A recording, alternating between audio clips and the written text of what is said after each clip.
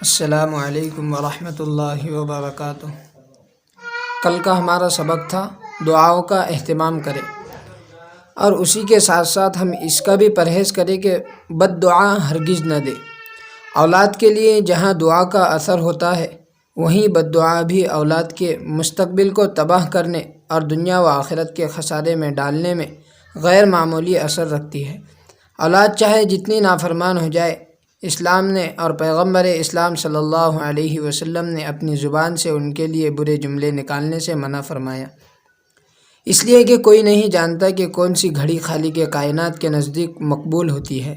اگر والدین زبان سے کوئی بد دعا نکال دے اور فرشتے اسے بارگاہ خداوندی میں پہنچا دے تو پھر اولاد کو تباہی سے دنیا کی کوئی طاقت نہیں روک سکتی۔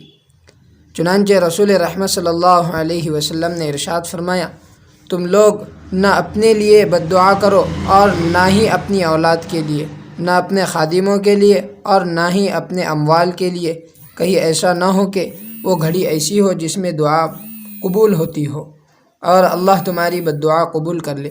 امام غزالی رحمۃ اللہ علیہ لکھتے ہیں کہ ایک آدمی عبداللہ بن مبارک رحمۃ اللہ علیہ کے پاس آیا اور اس نے اپنے بیٹے کی نافرمانی کی شکایت کی۔ حضرت عبداللہ بن مبارک رحمۃ اللہ علیہ نے اس سے فرمایا کہ تم نے اسے بد دعا تو نہیں دی؟ اس نے کہا ہاں ایسا ہی ہے۔ عبداللہ بن مبارک رحمۃ اللہ علیہ نے فرمایا کہ پھر تو تم نے خود ہی اس کو بگاڑا ہے۔ اللہ رب العزت ہم سب کی حفاظت فرمائے۔ السلام علیکم ورحمۃ اللہ وبرکاتہ۔